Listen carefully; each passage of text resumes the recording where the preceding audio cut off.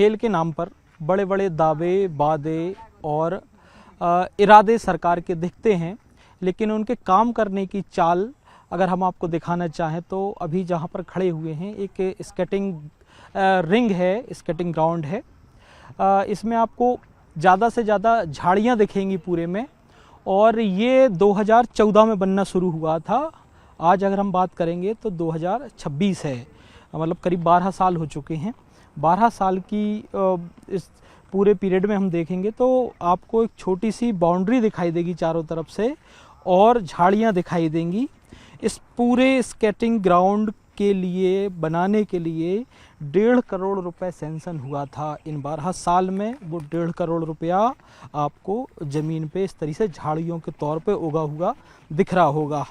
और उसके बाद फिर सरकार अपेक्षा रखती है कोच से, छात्रों से और लोगों से कि स्पोर्ट्स में बड़ा नाम किया जाए, बड़ा काम किया जाए। लेकिन अगर काम करेंगे तो इस तरीके का काम किया है, और इसके लिए जिम्मेदार वो लोग हैं जिनको ये जिम्मेदारी दी गई थी। 1.5 करोड़ रुपए उनको सौंप दिए गए थे, और इसलिए सौंप दिए गए थे क्योंकि जो मध्य प्रदेश के प्रतिभावान लड़के हैं, बच्चे हैं जो स्केटिंग करना चाह रहे हैं और प्रदेश का नाम रोशन करना चाहते हैं, वो यहाँ पर प्रैक्टिस करें और प्रदेश का नाम रोशन हो। लेकिन वो 1.5 करोड़ रुपए कहाँ हैं?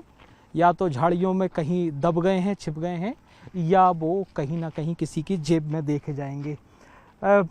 ये वो छात्र हैं जिनके पैर में स्पोर्ट्स शू या स्लीपर्स दिखेंगी।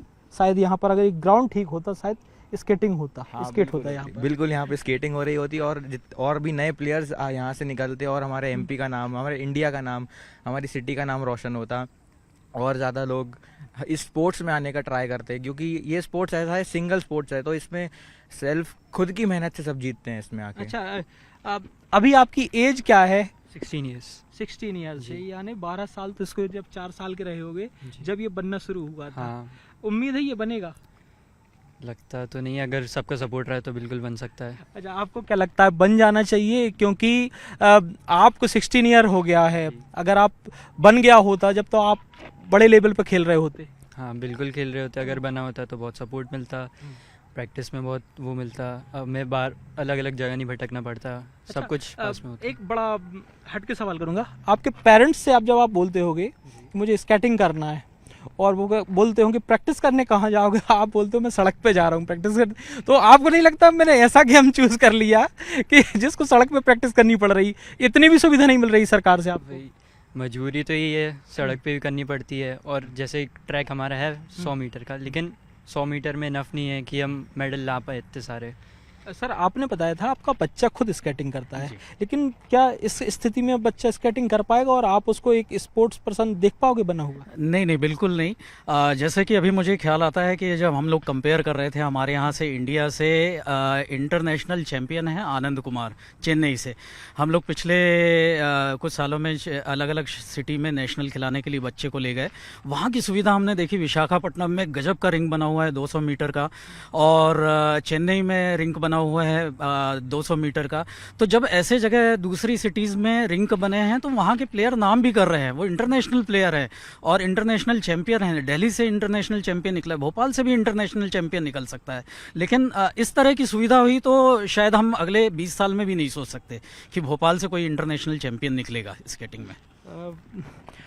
आप भी काफ़ी टाइम से स्केटिंग कर रहे हो, इस स्थिति में आपको लग रहा है कि बच्चों को शौक करना चाहिए इस तरीके की, अगर ये सुविधा फैसिलिटी मिलती तो? ऐसी सुविधा रहेगी तो बच्चे तो छोड़ो, उनके पेरेंट्स भी ऐसे आके नहीं दिखाएंगे सामने से कि इधर पे आके बच्चों को स्केटिंग वगैरह कराएं। तो बहुत ज़रूरी है इधर तो अभी ट्रैक वगैरह बनाना। और जैसे अंकल ने अभी बोला कि साउथ साइड में ज़्यादा अच्छा स्कोप है, नहीं वो तो वहाँ की जो गवर्नमेंट है वो जो बच्चा परफॉर्म करता है नेशनल्स में, इंटरनेशनल में, तो उसको पे करती है बच्चे को भी। तो वहाँ का गवर्नमेंट का बहुत सपोर्ट है, तो इधर की गवर्नमेंट को भी ऐसा करना चाहिए सपोर्ट वगैरह। बिल्कुल सही बात कही कि अगर बच्चा अच्छा परफॉर्म करता है तो गवर्नमेंट भी सपोर्ट करती है, लेकिन अगर ये कंडीशन रही तो ना तो बच्चा आगे निकलेगा और ना ही नाम रोशन कर पाएगा। 2 करोड़ करीब 1.5 करोड़ रुपये बर्बाद हो चुका है। अभी भी बच्चों को बात करने पे, पेरेंट्स भी हैं, बच्चे भी उनसे बात करने की कोशिश कर रहे हैं, उनके जुबान पे उम्मीद कम निराशा ज़्यादा दिख रही है, क्योंकि वो अधिकारियों से इतना निराश हो चुके हैं। सरकार को देखना चाहिए, जो उन्होंने प्रस्ताव लेके आए थे उस स्केटिंग ग्राउंड को कंप्लीट करें और जो बच्चे सपने हैं, सपने टूटने से पहले वो कुछ कर दिखाएं। कैमरामैन वसन के साथ शिवकांत, भोपाल।